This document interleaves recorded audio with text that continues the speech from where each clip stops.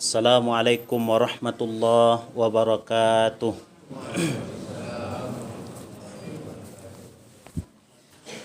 Allahu akbar, Allahu akbar, Allahu akbar. Allahu akbar, Allahu akbar, Allahu akbar.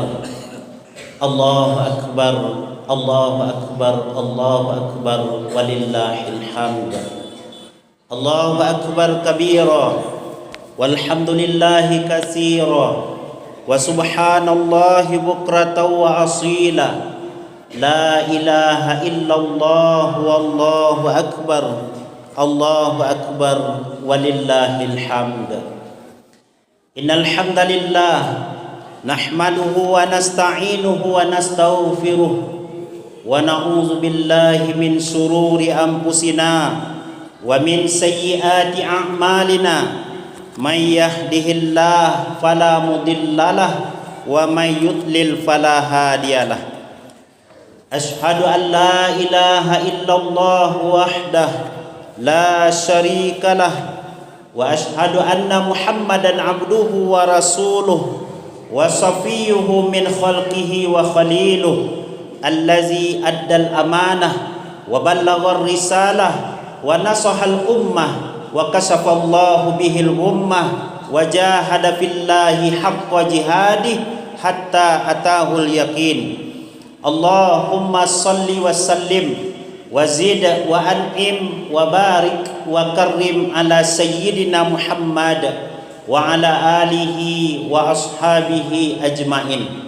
Wardallahumma ala arba'atil khulafa'ir rasyidin Abi Bakri wa Umar wa Utsman wa Ali wa ala baqiyatis sahabati wat tabi'in wa tabi'it tabi'in wa man tabi'ahum bi ihsanin ila yaumiddin.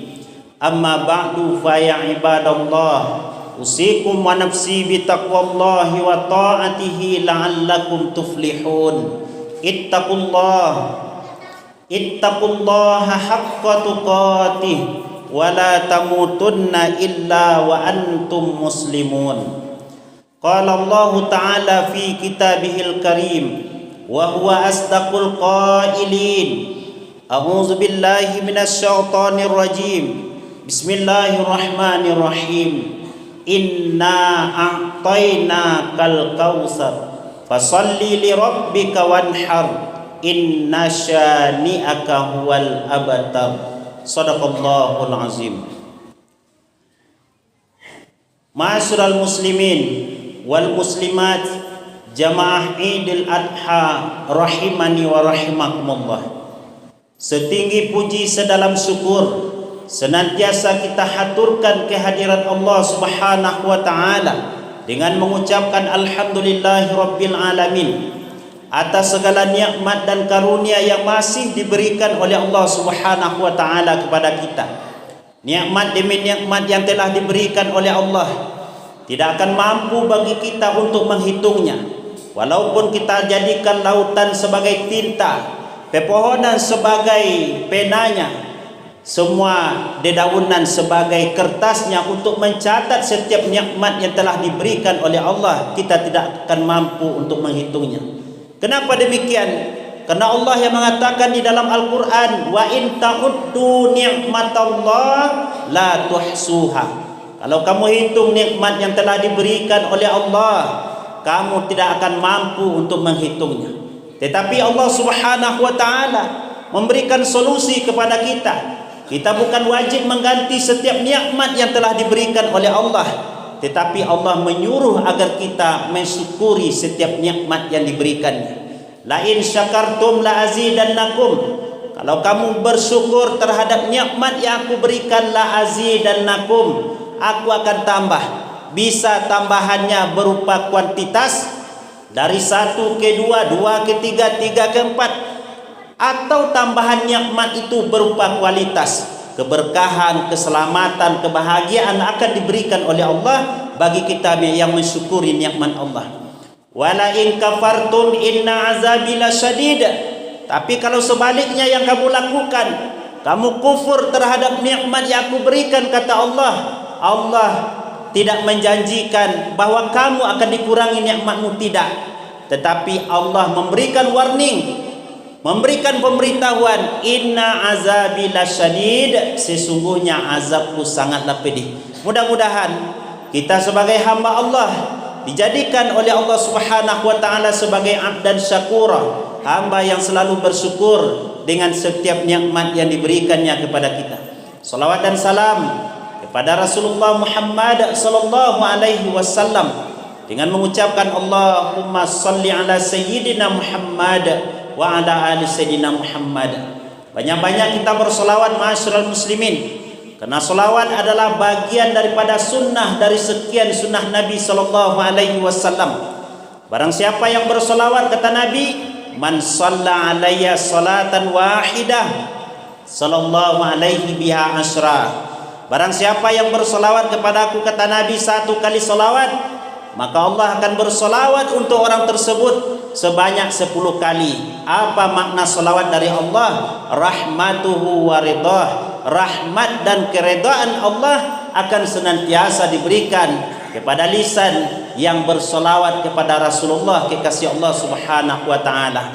Walaupun kita tidak pernah berjumpa dengan Nabi, walaupun kita tidak pernah menolong Nabi ketika dalam peperangan Badar, dalam peperangan Uhud dan lain sebagainya, namun ketika kita mengamalkan apa yang disuruh oleh Nabi, termasuk bersolawat, insyaallah kita bersama dengan Nabi sallallahu alaihi wasallam nantinya di dalam surganya Allah Subhanahu wa taala.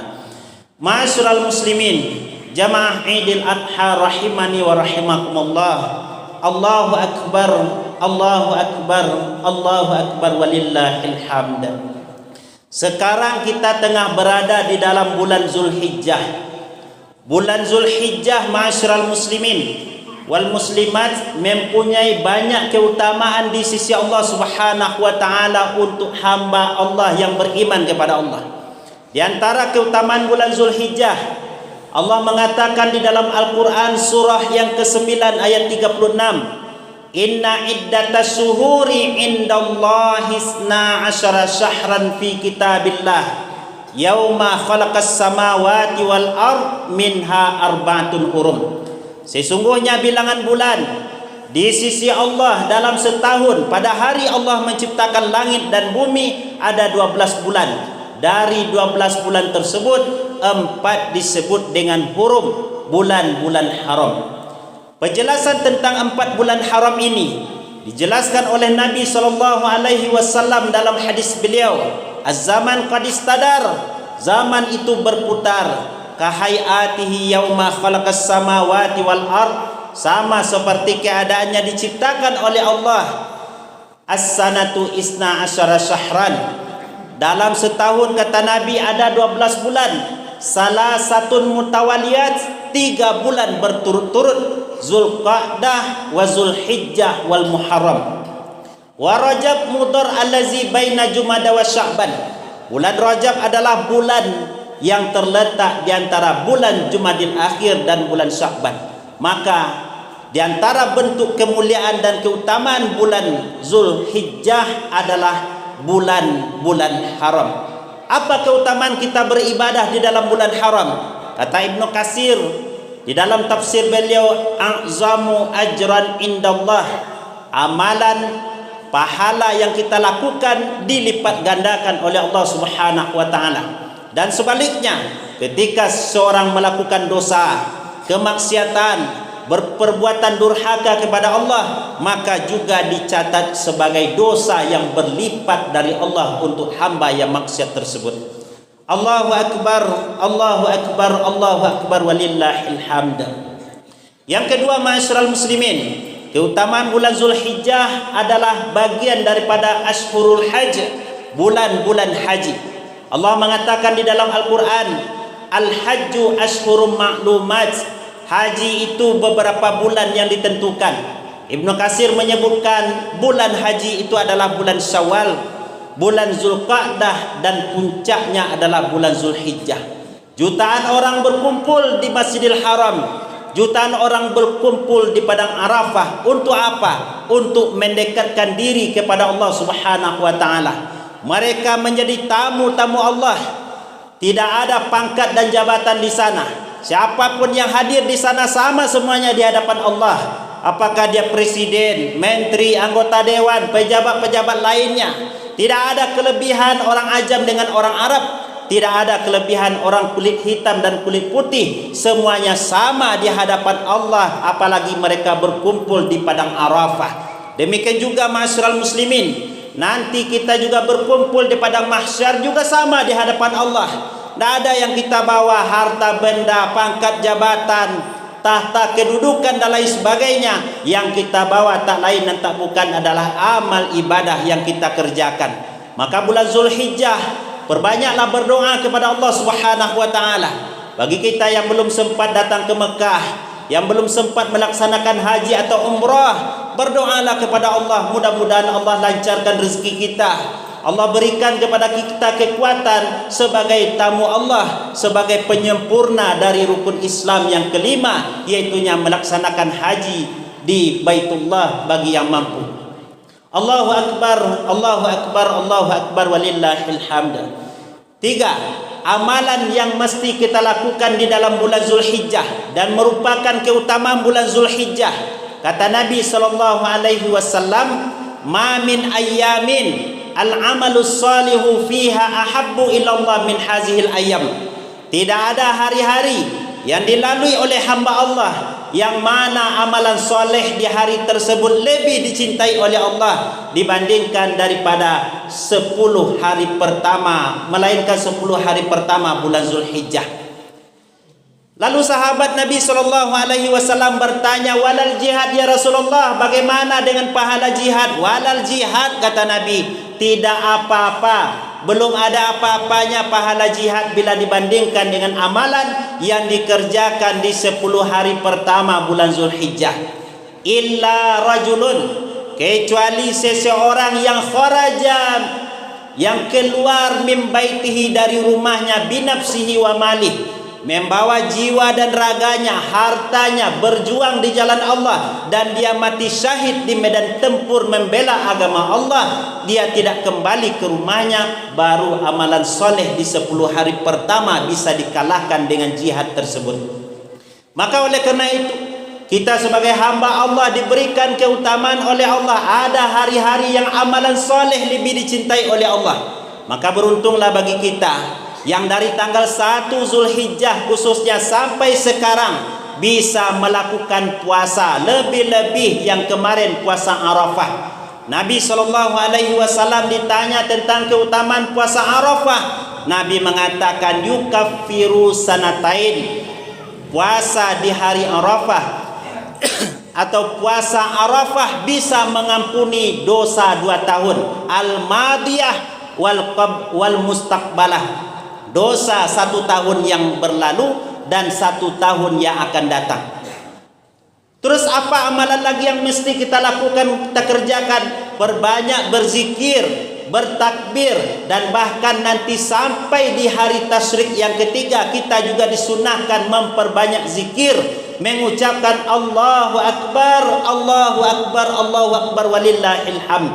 Perbanyak berzikir, perbanyak berdoa, perbanyak membaca Quran Karim, dan juga memperbanyak bersedekah, karena itu adalah amalan-amalan yang dicintai oleh Allah Subhanahu wa taala.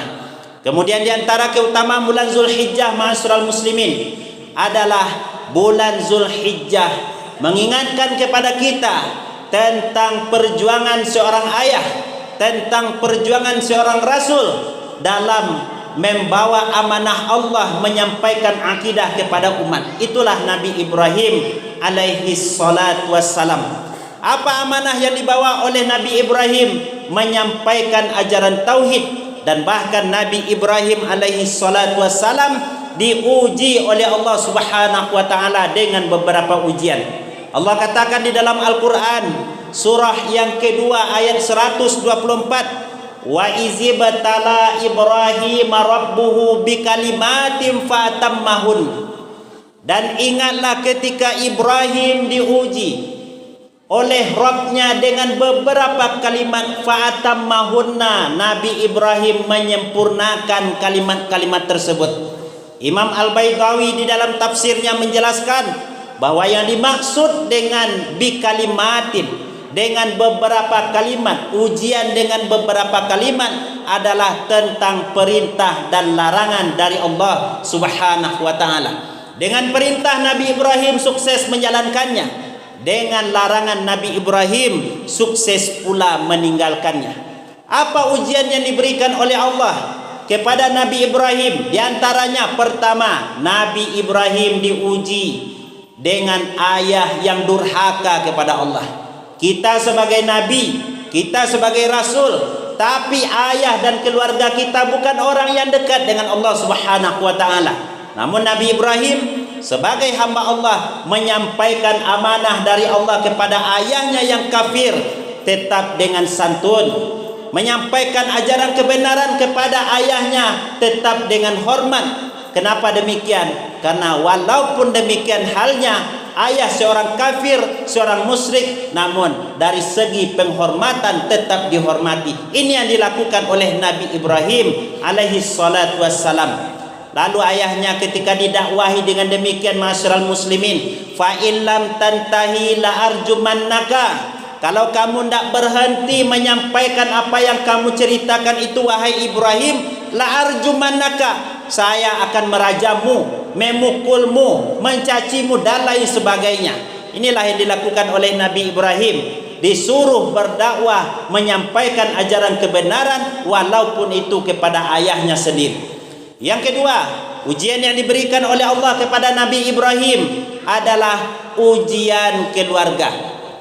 Ujian keluarga. Nabi Ibrahim sudah lama mempunyai istri, namanya Sarah yang pertama. Tidak punya anak. Setiap pagi, siang, sore, malam berdoa kepada Allah, Rabbi habli minas solihin, wahai Tuhanku, berikanlah kepadaku anak yang soleh.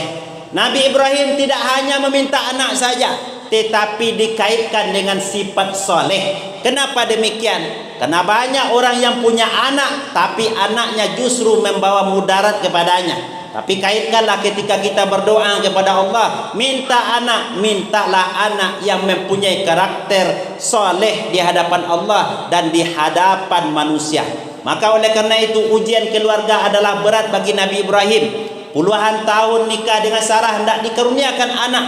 Tapi ketika Nabi Ibrahim melakukan perjalanan hijrah dari Palestina ke Mesir, kemudian bertemu dengan seorang raja. Raja itu mencoba untuk berbuat buruk kepada Sarah, namun Allah tidak mengizinkan. Kemudian Nabi Ibrahim dan Sarah kembali dan dia hadiahi dengan seorang perempuan namanya Hajar. Sarah berlapang hati, wahai suamiku, engkau ingin punya anak sebagai estafet dari dakwahmu sekarang ini, maka nikahlah engkau dengan Hajar. Kemudian Nabi Ibrahim nikah dengan Hajar dengan izin Allah. Nabi Ibrahim dan Hajar dikaruniai seorang anak namanya Ismail. Allahu Akbar, Allahu Akbar, Allahu Akbar, walillahil hamd. Dalam perjalanan seperti itu datang lagi ujian kepada Nabi Ibrahim. Apa ujian yang diberikan oleh Allah kepada Nabi Ibrahim melalui Sarah? Sarah cemburu kepada Hajar karena dia sudah memiliki anak. Sarah cemburu kepada Ibrahim karena lebih sayang kepada Hajar, katanya lebih sayang kepada Ismail. Lalu kata Sarah, wahai Ibrahim, bawalah anak dan istrimu itu jauh-jauh dari pandangan saya. Maka Nabi Ibrahim membawa Hajar, membawa Ismail. Kemana dibawa? Ke lembah Bakkah. Itulah Masjidil Haram. Ketika sampai di Makkah, ma'asyiral muslimin, Nabi Ibrahim meninggalkan istri dan anaknya. Kemudian Nabi Ibrahim hendak pergi meninggalkan. Ditanya oleh Hajar, ya Ibrahim, aina tazhabu wa tadrukuna bihadzal wadi allazi laisa fihi ins wala syai'. Wahai Ibrahim, hendak pergi ke mana engkau? Kenapa engkau tinggalkan kami di sini? Di lembah yang tandus ini, tidak ada manusia seorang pun, tidak ada tumbuh-tumbuhan, gersang. Lalu Nabi Ibrahim terdiam. Hajar bertanya lagi kepada Nabi Ibrahim, ahaza amarakallah, apakah ini perintah Allah kepadamu wahai Ibrahim? Nabi Ibrahim menganggukkan kepalanya, iya. Izan la yudayyi'unallah, Kalau memang ini perintah Allah, kata Hajar, pasti Allah tidak akan menyia-nyiakan kami di sini. Beginilah tawakalnya Hajar kepada Allah Subhanahu wa taala. Dia yakin bahwa di balik daripada semua kejadian ini ada hikmah terbesar yang akan diberikan oleh Allah Subhanahu wa taala. Ketika Nabi Ibrahim sudah pergi dan tidak kelihatan lagi oleh Hajar, Nabi Ibrahim membalikkan badannya menghadap ke Masjidil Haram, berdoa kepada Allah. Doa ini disampaikan dan dinukilkan oleh Allah di dalam Quran, surat yang ke-14 ayat yang ke-37. Apa kata Allah? Rabbana inni askantu min zurriyati biwadin ghairi zi zar'in inda baitikal muharram rabbana liyuqimus shalah. Wahai Tuhan kami, kata Nabi Ibrahim, sambil menghadap kepada tempat anak yang ditinggalkan dan istri yang ditinggalkan, sambil menghadap ke Masjidil Haram. Wahai Tuhan kami. Kenapa Nabi Ibrahim berdoa memakai kata kami, Rabbana, bukan Rabbi? Karena Nabi Ibrahim tidak mau hanya melibatkan ketaatan dan doanya kepada Allah hanya sendiri, tapi dilibatkan istri dan anaknya. Inni askantu, saya tempatkan anak cucu keturunan saya di lembah yang tandus di rumahmu Baitullah Al-Muharram. Rabbana liyuqimus shalah, agar mereka mendirikan salat. Jadi ma'asyiral muslimin, ibadah salat adalah ibadah yang kategorinya sudah tua. Bukan hanya kita sebagai umat Nabi Muhammad yang diwajibkan untuk salat, tapi Nabi dan para Rasul sebelumnya juga sudah diwajibkan untuk beribadah yang namanya salat oleh Allah Subhanahu wa ta'ala.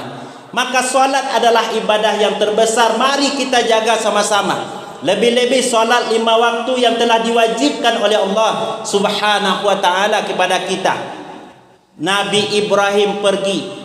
Kemudian apakah sudah sampai dan selesai ujian dari Allah kepada Nabi Ibrahim? Belum. Nabi Ibrahim bolak-balik dari Palestin ke Mesir, dan kemudian hari dikatakan kepada Nabi Ibrahim agar menyembelih anaknya. Falamma balagha ma'ahu sa'ya qala ya bunayya inni ara fil manam anni azbahuka fanzur maza tara. Tak kala anak itu sudah sampai batas berusaha, ada yang mengatakan umurnya 7 tahun, ada yang mengatakan umurnya 10 tahun, ada yang mengatakan umurnya 13 tahun. Nabi Ibrahim menceritakan kepada anak tersebut, wahai anakku, inni ara fil manam, bapak melihat dalam mimpi bapak. Bapak bermimpi bahwa bapak menyembelihmu. Fanzur maza tara, coba nak kamu pikirkan bagaimana pendapatmu tentang mimpi tersebut. Inilah azas keluarga ma'asyiral muslimin. Nabi Ibrahim adalah orang yang suka bermusyawarah. Walaupun dia kepala keluarga, walaupun levelnya lebih tinggi karena dia sebagai seorang ayah, namun untuk hal apapun selalu bermusyawarah dengan anaknya walaupun itu pahit. Lalu anak yang soleh menjawab, ya abatif'al ma tu'maru satajiduni insyaallahu minas sabirin. Wahai bapakku, lakukanlah. Nabi Ismail tidak mengatakan kepada bapaknya, ma'asyiral muslimin, wahai bapakku, perbuatlah. Tapi Nabi Ismail mengatakan, tu'maru, apa yang telah diperintahkan Allah kepadamu. Artinya Nabi Ismail percaya bahwa apa yang telah diperintahkan oleh Allah kepada Nabi Ibrahim, itulah yang didengar oleh Nabi Ismail ketika itu. Insya Allah bapak akan mendapatiku sebagai orang-orang yang sabar. Banyak orang yang sabar dalam kehidupan di dunia ini. Asiyah binti Muzahim, istri Fir'aun, adalah sabar dalam menjalani kehidupan bersama Fir'aun. Maryam difitnah, dicaci, dimaki karena lahir anak tanpa seorang ayah. Sabar dia menjalani kehidupan. Nabi Muhammad juga sabar menjalani kehidupan walaupun diejek, dicemooh oleh orang kafir Quraisy. Nabi Ismail juga mengatakan, insya Allah bapak akan mendapatiku sebagai orang yang sabar. Inilah ujian yang diberikan oleh Allah kepada Nabi Ibrahim alaihi salatu wassalam. Termasuk ujian yang diberikan oleh Allah kepada Nabi Ibrahim, bahwa Nabi Ibrahim dibakar oleh Raja Namrud dan kaumnya. Dibakar, Nabi Ibrahim tak takut. Gentarkah Nabi Ibrahim? Tidak. Takutkah Nabi Ibrahim? Tidak. Bahkan raja yang ketika itu kalah berdebat dengan Nabi Ibrahim, a anta fa'alta bi alihatina ya Ibrahim, engkaukah yang melakukan menghancurkan tuhan-tuhan kami ini wahai Ibrahim? Nabi Ibrahim mengatakan, bal fa'alahu kabirhum haza, tetapi yang melakukan ini patung yang besar. Lalu raja mengatakan kepada rakyatnya, kumpulkan kayu bakar. Mengatakan kepada pasukannya, kumpulkan kayu bakar. Kita bakar Ibrahim ini. Kemudian setelah api begitu besar, Nabi Ibrahim diletakkan di dalam manjanik. Manjanik itu bahasa awaknya katapel. Kemudian ingin ditembakkan ke dalam api yang besar tersebut. Datang malaikat Jibril menyodorkan bantuan. Ada tak yang bisa membantu untuk engkau wahai Ibrahim? Nabi Ibrahim mengatakan, hasbunallah wa ni'mal wakil, ni'mal maula wa ni'man nasir. Cukup Allah sebagai penolong. Lalu ketika Nabi Ibrahim dilemparkan ke dalam api yang begitu besar, Allah mengatakan kepada api, ya naru kuni bardaw wa salaman ala Ibrahim. Wahai api, menjadi dinginlah engkau, dingin yang memberikan keselamatan. Jangan sampai tidak selamat. Sebab ada orang yang mati dalam keadaan beku karena kedinginan. Nabi Ibrahim ketika masuk ke dalam api, justru apinya diminta dingin, tapi dingin yang memberikan kesejukan kepada Nabi Ibrahim. Inilah diantara ujian terberat yang diberikan oleh Allah kepada Nabi Ibrahim alaihi salatu wassalam, termasuk juga mengkorbankan anaknya, menyembelih anaknya. Kita hari ini masyarakat muslimin tidak diminta menyembelih anak kita. Kita tidak diminta untuk melukai anak kita, tetapi yang diminta oleh Allah kepada kita adalah menyembelih nikmat yang diberikan oleh Allah kepada kita untuk kemaslahatan umat. Menafkahkan, menginfakkan harta yang diberikan oleh Allah untuk agama Islam. Fa amma man aqta wattaqa wa saddaqa bil husna fasanuyassiruhu lil yusra. Maka adapun orang-orang yang memberikan hartanya di jalan Allah, kata Allah, dia bertakwa kepada Allah, dia membenarkan bahwa dengan sedekah yang diberikan tersebut Allah akan memberikan kepadanya nikmat yang lebih besar lagi. Fasanuyassiruhu lil yusra, maka kami akan berikan jalan kemudahan, yaitunya untuk kebahagiaannya. Tetapi sebaliknya, wa amma man bakhila wastaghna wa kazzaba bil husna fasanuyassiruhu lil usra. Orang yang bakhil dengan harta yang diberikan oleh Allah, dia tak mau bersedekah, berinfak, berkurban di jalan Allah. Dia tidak membenarkan bahwa di balik janji Allah itu ada kebahagiaan nantinya. Maka kami berikan kepada orang tersebut jalan kemudahan, tapi kemudahan bukan untuk kebahagiaan, tapi untuk kesengsaraan. Maka bagi kita yang mampu untuk berkurban ma'asyiral muslimin, pangkaslah, sembelihlah harta kita untuk jalan Allah Subhanahu wa taala. Karena tidak ada amal kebaikan yang akan kita bawa, melainkan adalah amal-amal kebaikan yang sangat diredhoi dan dicintai oleh Allah, termasuk ibadah kurban. Bahkan apa yang kita lakukan dalam kehidupan ini ma'asyiral muslimin, kehidupan dunia yang begitu pendek ini tidak ada nilai dan arti apa-apa bila dibandingkan dengan kehidupan nanti di akhirat. Man dunya fil akhirah illa mislu ma yaj'alu ahadukum usbu'ah fil yam. Perumpamaan kehidupan dunia ini, kata Nabi, adalah laksana salah seorang kamu mencelupkan jarinya ke dalam lautan, kemudian jarinya tersebut ditariknya ke atas, maka akan jatuh beberapa tetes air dari jari tersebut. Itulah nikmat kehidupan dunia. Sementara nikmat kehidupan akhirat, kata Nabi SAW dalam hadis qudsi, a'dadtu li ibadiyas sholihin, aku sediakan untuk hambaku yang soleh, mala ainun ra'at, segala sesuatu yang belum tampak oleh mata, wala uzunan sami'at, belum terdengar oleh telinga, wala khatarun min qalbin bashar, belum terkhatar di dalam hati kita. Betapa besarnya nikmat akhirat yang akan diberikan oleh Allah ketika kita mampu menjadi hamba Allah yang bertakwa kepada Allah dalam kehidupan di dunia ini.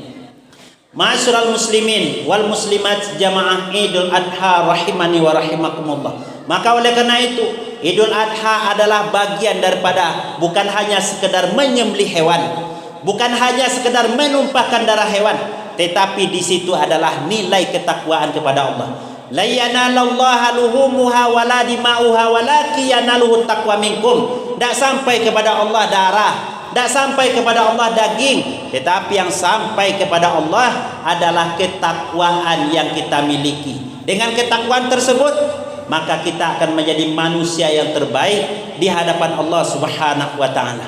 Terakhir, ma'asyiral muslimin, Nabi Ibrahim mengajarkan kepada kita bahwa kita mesti menjadi suri tauladan mengikuti Nabi Ibrahim alaihi salatu wassalam dalam kehidupan ini. Ada dua nabi yang dijadikan uswatun hasanah. Pertama, Nabi Muhammad. Quran surah yang ke-33 ayat 21. Laqad kana lakum fi Rasulillahi uswatun hasanah. Sungguh telah ada bagi kamu dalam diri Rasulullah uswah, contoh suri tauladan yang baik.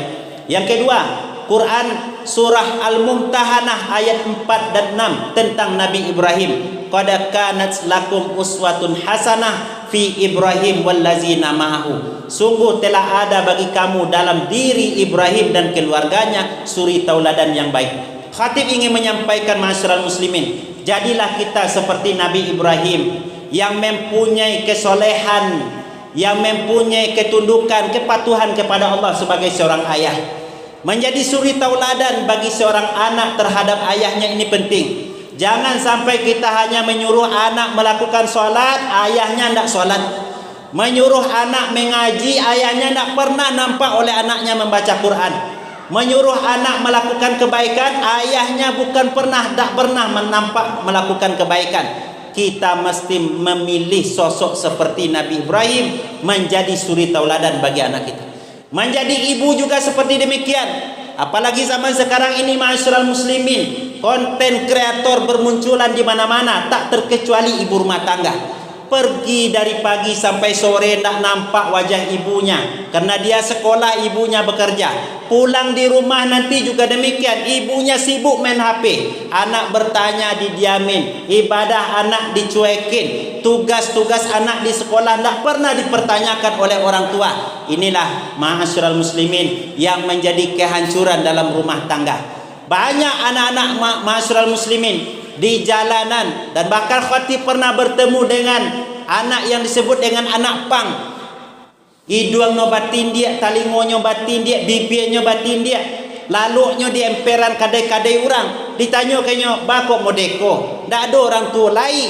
Ternyata orang tuanya adalah dosen, ternyata orang tuanya adalah dokter, dan bisnis orang tuanya pun juga banyak, tetapi tidak pernah mendapatkan kasih sayang.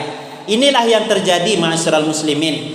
Anak lebih sayang kepada HP dibandingkan kepada sayang kepada orang tuanya. Anak-anak pesantren pulang sekali seminggu, pulang sekali sebulan, tiba di rumah bersalaman dengan orang tua. Bukan kabar orang tua yang ditanyakannya, tapi ma HP ambo, ma HP ambo, pak. Ini yang terjadi, ma'asyiral muslimin. Jangan sampai cinta anak kepada benda, kepada dunia mengalahkan daripada cintanya kepada Allah, kepada Rasul, dan kepada kedua orang tuanya. Demikian juga anak, jadilah seperti Nabi Ismail, yang patuh, yang taat, karena keredaan Allah terletak daripada keredaan orang tua. Ingin lancar hafalan kita, ingin bagus kita di hadapan Allah, maka orang tua mesti ditaati. Banyak ma'asyiral muslimin yang terjadi. Bahkan saya punya jemaah bercerita kepada saya, sudah 10 tahun saya nak pulang ke kampung Ustaz. Sementara saya solat sunnah Senin, puasa sunnah Senin Kamis terus, puasa Ramadan terus, berjamaah ke masjid terus, tapi orang tuanya di kampungnya tidak pernah dilihatnya. Hari lebaran datang, orang tuanya bertetes air mata menunggu kehadirannya. Anaknya entah di mana, tapi anaknya tidak peduli dengan kampung halamannya, termasuk kepada orang tua. Ma'asyiral muslimin, jangan harap ibadah kita akan menjadi ibadah yang nomor 1 memasukkan kita ke dalam surga. Di saat hati orang tua kita tergores, tersakiti, terzalimi, bahkan satu tetes air mata orang tua yang keluar akibat ulah perbuatan anaknya adalah jalan kesengsaraan bagi anak tersebut, bukan hanya di dunia tapi juga sampai di akhirat. Maka oleh karena itu, jadi ayah jadilah seperti Nabi Ibrahim, jadi ibu jadilah seperti Ibunda Hajar, dan jadi anak jadilah kita meniru karakter dan perangai dari Nabi Ismail. Fa'tabiru ya ulil absar la'allakum turhamun.